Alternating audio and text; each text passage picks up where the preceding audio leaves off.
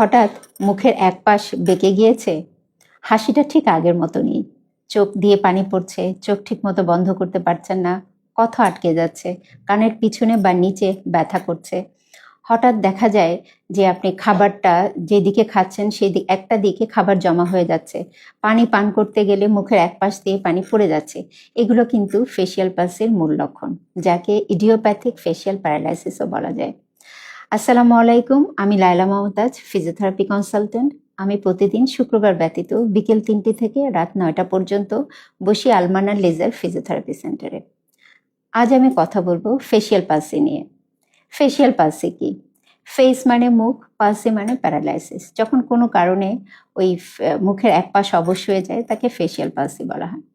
আমাদের ব্রেনে 12 জোড়া ক্রেনিয়াল নার্ভ থাকে, তার মধ্যে 7 নম্বর এক জোড়া ক্রেনিয়াল নার্ভ নাম হচ্ছে ফেশিয়াল নার্ভ। এই ফেশিয়াল নার্ভটাই আমাদের মুখের এক্সপ্রেশনটাকে ধরে রাখে, যেমন হাসিয়া, তারপরে চোখ বন্ধ করা, কপাল কুঁচকানো। যখন কোনো কারণে এই ফেশিয়াল নার্ভটা আক্রান্ত হয় তখন মুখের এক পাশটা অবশ হয়ে যায় বা দুর্বল হয়ে যায়, সেই অবস্থাটিকেই ফেশিয়াল পালসি বলা হয়। ফেশিয়াল পালসি 2 ধরনের হতে পারে। প্রথম টাইপ হচ্ছে আপার motor neuron type facial palsy, যেখানে কপালটা ঠিক থাকে, লোয়ার হাফ অফ পোর্শনটা ফেসের অবশ থাকে। দ্বিতীয় টাইপ হচ্ছে lower motor neuron type facial palsy, এখানে মুখের এক পাশ কপাল থেকে থুতনি পর্যন্ত অবশ থাকে। Bell's palsy is one of the lower motor neuron type facial palsy. কাদের ফেশিয়াল পালসি হওয়ার চান্স থাকে? প্রথম কারণ কিন্তু আননোন, তারপরে কিছু কারণ আছে, যদি ভাইরাল ইনফেকশনের কারণে, ইনফ্লামেশনের কারণে হতে পারে, ট্রমাটিক কারণে হতে পারে, টিউমার থাকলে হতে পারে, কোল্ড এক্সপোজারের কারণে হতে পারে, যদি স্ট্রোকের কারণে হতে পারে। অনেক সময় দেখা যায় যে স্ট্রোকের কারণে মুখটা একদিকে বেঁকে গিয়েছে, তাহলে বুঝবেন কিভাবে যে মুখের বাঁকাটা এটা স্ট্রোকের কারণে হয়েছে? খুব সহজ, যদি দেখেন মুখটা বেঁকে গিয়েছে এক পাশ, সাথে শরীরের এক পাশ অবশ হয়ে গিয়েছে, তাহলে বুঝবেন যে এটি স্ট্রোকের কারণে হয়েছে। আর যদি দেখা যায় মুখের এক পাশ বেঁকে গিয়েছে কিন্তু শরীরের কোনো পাশ দুর্বল হয়নি, তাহলে বুঝবো যে এটা স্ট্রোকের সাথে সম্পর্কযুক্ত নয়। আমরা বাসাতে কিভাবে খুব সহজেই 5টি টেস্টের মাধ্যমে আমরা বুঝতে পারবো যে আমার ফেশিয়াল পালসি হয়েছে। প্রথমে কি করব, আমরা আয়নার সামনে গিয়ে বসবো। আয়নার সামনে গিয়ে আমরা 5টি টেস্ট করব। প্রথম টেস্টটির নাম হচ্ছে আইব্রো রেজ টেস্ট। যদি কপালটা উপরের দিকে, ভ্রুটা উপরের দিকে উঠাতে না পারেন তাহলে বুঝবেন যে এই টেস্টটি পজিটিভ। দ্বিতীয় টেস্টটির নাম হচ্ছে আই ক্লোজার টেস্ট। চোখ যদি বন্ধ করতে না পারেন তাহলে বুঝবেন এই টেস্টটি পজিটিভ। স্মাইল টেস্ট, হাসলে যদি মুখের এক পাশ বেঁকে যায় তাহলে বুঝবেন এই টেস্টটি পজিটিভ। চিক পাফ টেস্ট, মুখের মধ্যে বাতাস যদি নিয়ে আটকে রাখতে না পারেন তাহলে বুঝবেন এই টেস্টটি পজিটিভ। এরকম লিপ পাকার টেস্ট, ঠোঁট যদি সামনের দিকে না আনতে পারেন তাহলে বুঝবেন এই টেস্টটি পজিটিভ।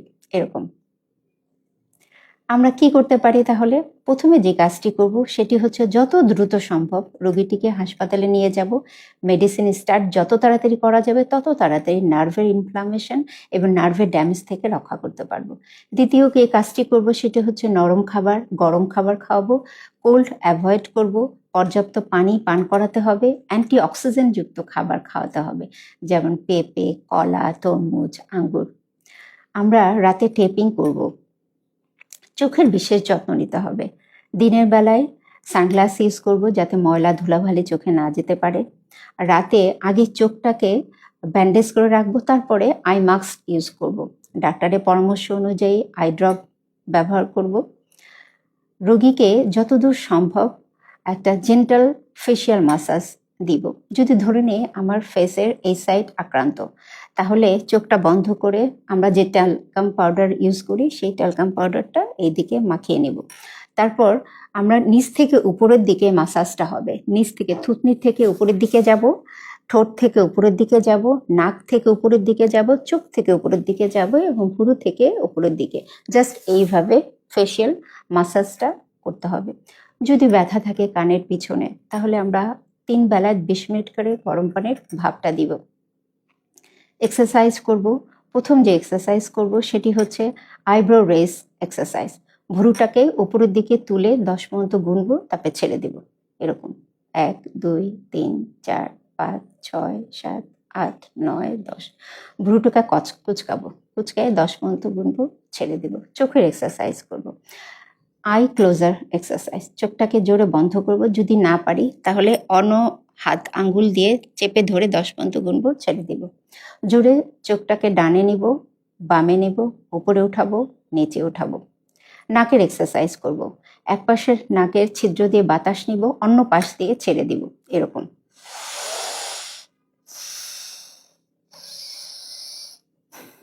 তারপরে নাক দিয়ে নিঃশ্বাস নিব এবং নাক দিয়েই ছেড়ে দিব। ঠোঁটের এক্সারসাইজ করব। আমরা ধরে নিই এই পাশ অবশ, তাহলে ঠোঁটের এই উপর থেকে এই নিচ পর্যন্ত আনবো, আবার নিচ থেকে উপর থেকে নিয়ে আসবো জিহ্বা দিয়ে। গালের এক্সারসাইজ করব। বাতাস গালের মধ্যে নিব, নিয়ে আটকে রাখার চেষ্টা করব। যদি দেখি বাতাস বের হয়ে যায়, তাহলে ঠোঁটটাকে আটকে ধরে রেখে আমরা সেই এক্সারসাইজটা করবো, এরকম। তারপরে আমরা এই এক্সারসাইজটা করব, এই এক্সারসাইজটা করব। কোনো দেখা যায় বেলুন ফুলাবো, বাসি ফু দিতে বলবো, খাবার এই দিকে খাবার খেতে বলবো, অন্য কোনো সময় যেমন দুপুরে বা বিকেলের দিকে যে কোনো সময় তাকে ছোট ছোট কিছু খাবার, যেমন টক জাতীয় খাবার, চুইংগাম, যেই দিকে সমস্যা সেই দিকেই মুখের এক্সারসাইজগুলো নাড়াচাড়া করাতে বলবো। স্ট্র দিয়ে পানি খেতে বলবো এবং স্ট্র দিয়ে পানি ফু দিতে বলবো। ফেসিয়াল পালসের সিভিয়ারিটিটা কতটুকু খারাপ অবস্থায় আছে সেটি বোঝার জন্য সবচেয়ে ব্যবহৃত একটি গ্রেডিং সিস্টেম আছে, যাকে বলা হয় হাউস ব্র্যাকম্যান গ্রেডিং সিস্টেম। এই গ্রেডিং সিস্টেম অনুযায়ী যদি তার প্যারালাইসিসটা 4, 5, 6 থাকে, তাহলে অনেক সময় ইলেকট্রিক্যাল মাসেল স্টিমুলেশন দেওয়া হয়। আমরা কি করব, এইসব রোগীদের দেখা যায় যে 3 সপ্তাহ থেকে 3 মাস পর্যন্ত বা এর বেশিও সময় লাগে এই রোগীটা ভালো হতে। এর মধ্যে দেখা যায় 80 থেকে 85% রিকভারি হয়ে যায়। ভয় নয়, সচেতনতা জরুরি। সঠিক সময় ফিজিওথেরাপি চিকিৎসা নিলে এই ফেশিয়াল পালসি থেকে মুক্ত হওয়া সম্ভব। আসসালামু আলাইকুম।